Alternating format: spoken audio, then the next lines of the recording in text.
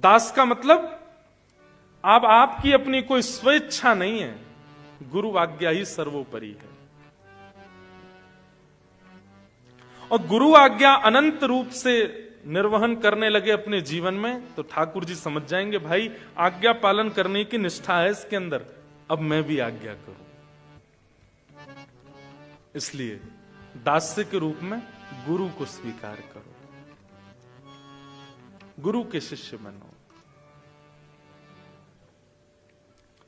कितने गुरु अर्चकों ने ठाकुर जी को प्राप्त कर लिया। उन्हीं में एक का चरित्र हमने खूब सुनाया, भोंदू, जिसने केवल अपने गुरु की आज्ञा मान करके ठाकुर जी को प्राप्त कर लिया। नित्य बैठता था गौशाला में सेवा करने वाला भोंदू, नित्य सत्संग सुनता था। गुरु जी बताते थे, कभी कथा में कोई प्रसंग, कभी कथा में कोई प्रसंग। एक दिन गुरु जी सुना रहे थे, ठाकुर जी गैया चराने के लिए भांडीर वन गए। भांडीर वन नाम सुनते ही भोंदू के कान खड़े हो गए। बोले जे भांडीर वन में तो मैं भी गैया चरावे जाऊं, मोह तो ठाकुर जी मिले ना है वहां पे। तो वो और ध्यान से सुनने लगा। तो गुरु जी बता रहे हैं, भांडीर वन में ठाकुर जी गैया चराने गए हैं और ठाकुर जी का स्वरूप कैसा लग रहा है। बोले तम गो रजत छुरित कुंतल बद्ध बरह वन्य प्रसून रुचिरे क्षण चारु हासम। ठाकुर जी ने एक बहुत सुंदर दर्शन है, ठाकुर जी की छवि का दर्शन करना। ठाकुर जी गैया चराने जाते हैं तो जैसे ही वन में पहुंचते हैं तो ठाकुर जी क्या करते हैं, अपनी कपड़े की पाग जो पहनी है उसको उतार देते हैं और फिर गायों के पैरों में, गायों के पैरों को बांधते हैं जिस रस्सी से, उसको ब्रजभाषा में लोमना कहते हैं। दूध निकालते समय गाय के पैर बांधे जाते हैं, कहीं पैर ना मारे, बाल्टी गिर जाएगी।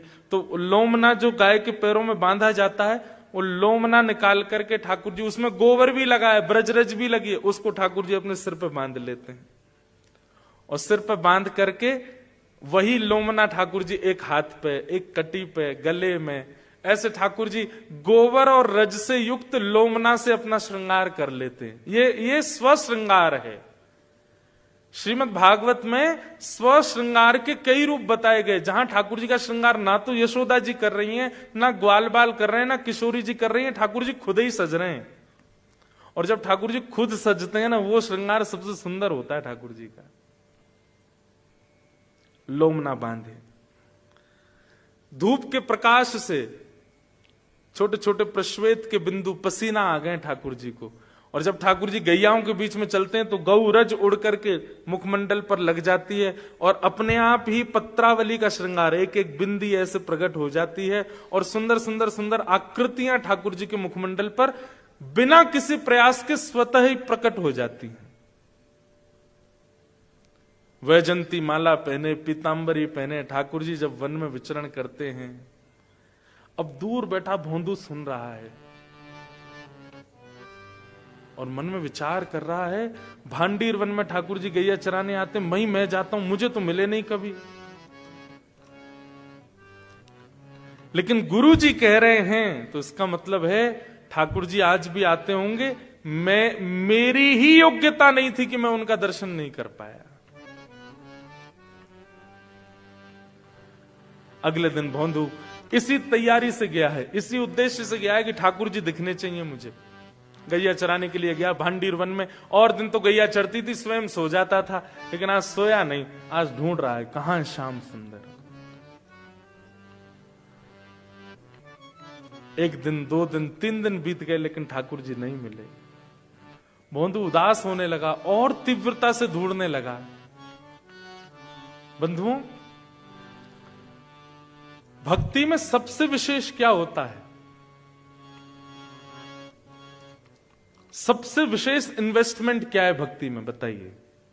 आप कितनी देर पूजा करते हो, कितना नाम जप करते हो, कितनी एकादशी करते हो, कितनी परिक्रमा करते हो, क्या ये सारे इन्वेस्टमेंट हैं?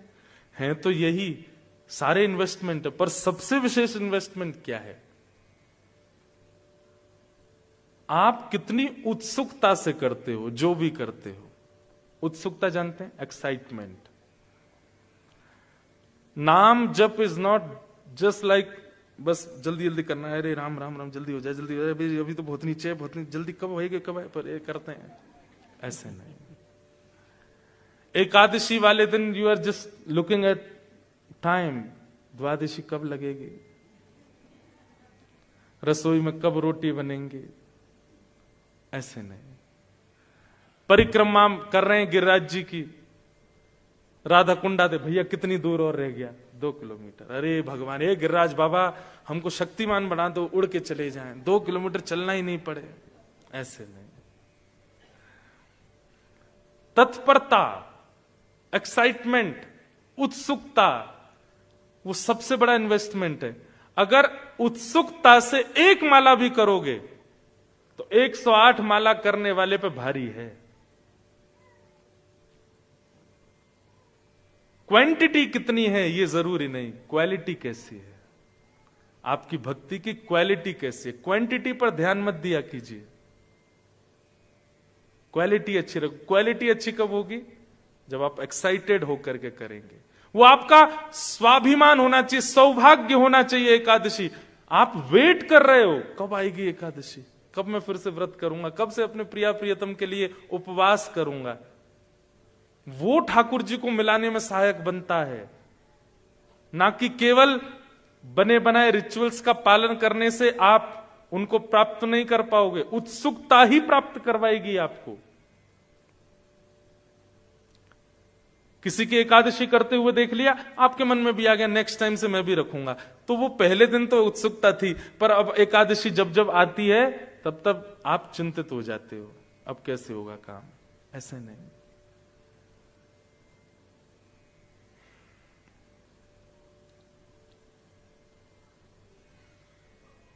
उत्सुकता। आज भोंदू गया है वन में और बहुत उत्सुकता से ढूंढ रहा है, कहां है ठाकुर जी, कहां मिलेंगे। कहीं से जरा सी भी कोई ध्वनि आ जाती है, गायों की आवाज आ जाती है, भोंदू दौड़ करके जाता, इधर तो नहीं, उधर तो नहीं, यहां तो नहीं बैठे। गुरुजी बता रहे थे कदम वृक्ष के पास रहते हैं, जितने कदम वृक्ष थे भांडीर वन में सब ढूंढ लिए। गुरुजी बता रहे थे उनको कन्नेर के पुष्प बहुत प्रिय लगते हैं, तो कन्नेर के पुष्प जहां थे वहां चला जाता। इतनी उत्सुकता से ढूंढ रहा था, बार बार सूर्य नारायण से कह रहा है अस्त मत होइएगा, शाम मत होने दीजिएगा, क्योंकि शाम हो जाएगी तो मुझे जाना पड़ेगा वापस, आज भी ठाकुर जी नहीं मिलेंगे। इतनी उत्सुकता से ढूंढ रहा था ठाकुर जी को, ठाकुर जी से रहा नहीं गया। और तभी अपनी नंद भवन की गायों के समूह को लेकर के, पीतांबरी पहन करके, सुंदर टेढ़ी सी पाग धारण करके, सुंदर घुंघराले केशों की अलकावलियां खोल करके, मधुर मुस्कान लेते हुए, बंक अदा से चलते हुए, टेढ़ी मेढ़ी चाल चलते हुए ठाकुर जी आ गए। अच्छा बंधुओं, ठाकुर जी चलते कैसे हैं? अगर हम कहते हैं कि टेढ़े मेढ़े चलते हैं, तो अगर आप टेढ़े मेढ़े चलते किसी व्यक्ति को देखोगे तो हंसी आ जाएगी उसको देख के। ठाकुर जी चलते कैसे हैं? जितने आभूषण पहने हैं ठाकुर जी ने, उन सबका स्वर प्रकट होना चाहिए, ये पूरा पूरा ध्यान रखते हैं ठाकुर जी, ऐसे चलते हैं। दूसरी बात, वो सीधे सीधे जैसे हम चरण रखते हैं ऐसे नहीं, वो जब चलते हैं तो पृथ्वी को देखते हैं। जहां कहीं भी, ये पृथ्वी कौन है? भूदेवी, भगवान की पत्नी है। जहां कहीं भी भूदेवी में ठाकुर जी को जरा सा भी गड्ढा दिखाई देता है तो अगला चरण वहीं रखते हैं। क्यों? ठाकुर जी के मन में भाव आता है ये हमारी पत्नी है, इसको पीड़ा हो रही है, इसकी पीड़ा का एक ही निवारण है, हमारे चरण स्पर्श। तो ठाकुर जी बांके बिहारी कैसे बन गए? ठाकुर जी जब चलते हैं ना तो एक पांव यहां, दूसरा पांव वहां, तीसरा पांव वहां, चौथा पांव वहां, ऐसे करते हुए ठाकुर जी चलते हैं, टेढ़ी मेढ़ी सी चाल चलते हैं, इसलिए बांके बिहारी हैं।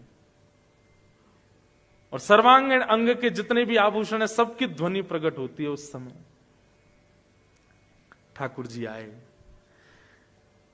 भोंदू देख करके आनंदित हो गया। क्या रूप माधुरी, क्या ललित माधुरी, क्या वेणु माधुरी, क्या त्रिभंग माधुरी। जैसे गुरुजी ने बताया था वैसा ही स्वरूप बिल्कुल।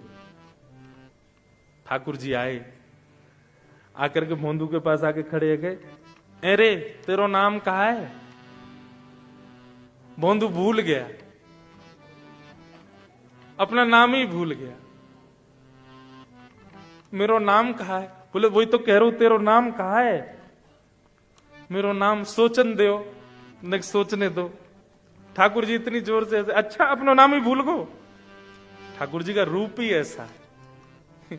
कई एक भजन बनाया था, राम आएंगे तो अंगना सजाऊंगी, राम आएंगे तो दीप जलाऊंगी, राम आएंगे तो ऐसे। बहुत अच्छा भजन था, पर मेरे मन में आया ये प्रैक्टिकल नहीं है।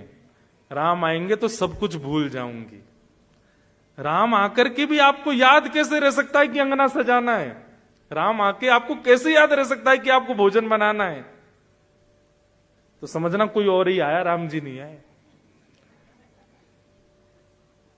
विदुरानी के घर गए थे, पाटा उल्टा रख दिया ठाकुर जी को बैठाने को, बैठ गए। ठाकुर जी बोले, काकी जी भूख लगी है, जल्दी कुछ लाओ।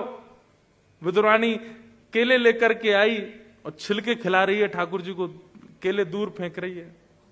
ठाकुर जी प्रेम से पा रहे हैं। इतने में विदुर जी आ गए। विदुर जी आके बोले, अरे क्या कर दिया, पहली बार ठाकुर जी घर पे आए, छिलका खिला दिया उनको। रोने लगी सिर पकड़ के, मैं क्या बताऊं, मुझे तो मैं अपनी स्थिति में ही नहीं हूं, मुझे पता ही नहीं मैं क्या कर रही हूं। विदुर जी बीच में आए, ठाकुर जी को कहा, ठाकुर जी छिलका छोड़ो, लो लो केला खाओ। ठाकुर जी केला पाए, एक बार पाते ही ठाकुर जी बोले, काका जी बिल्कुल स्वाद ना आ रहा। काकी जो छिलका खिला रही ना, वहां में ज्यादा स्वाद। क्यों? ये तन बेसुध जब हो जाता है, कृष्ण प्रेम तभी प्रारंभ होता है। आपको शुद्ध कैसे रह सकती है उनके सामने आकर के? बंधु बोलो, भूल गो मेरो नाम कहा है। ठाकुर जी हंस गए, बैठ गए उसके बगल में। कछु तो नाम होएगो। तब बंधु बोला, हाँ याद आ गई। कहा, सब मोए भोंदू के हैं। अब भोंदू नाम सुन के तो ठाकुर जी को इतनी जोर की हंसी आई। ठाकुर जी बोले, कहा नाम है तेरो? बोले भोंदू। ठाकुर जी और जोर से हंसे, इधर उधर गिरते गिरते फिर उठे, फिरते बताइयो कहा नाम है तेरो? बोले भोंदू। ठाकुर जी और अरे मेरो भोंदू।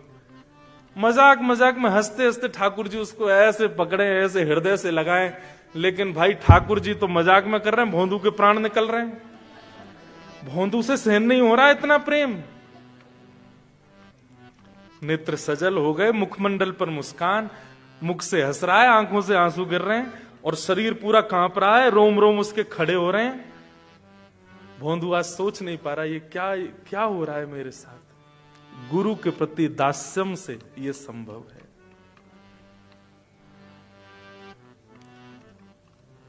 ठाकुर जी बोले, भैया तेने आज बहुत हंसाया हो, मेरे पेट में दर्द है को हंसते हंसते।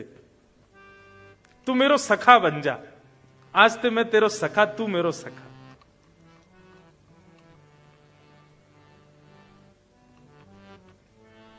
और दास्य के बाद अगली भक्ति ही सख्य है। दोनों पूरक हैं एक दूसरे के। गुरु के दास बनो, ठाकुर जी तुमको सखा बनाएंगे। ठाकुर जी बोले, भोंदू तू मेरो सखा बन जा। भोंदू बोलो, मैं या लायक हूं?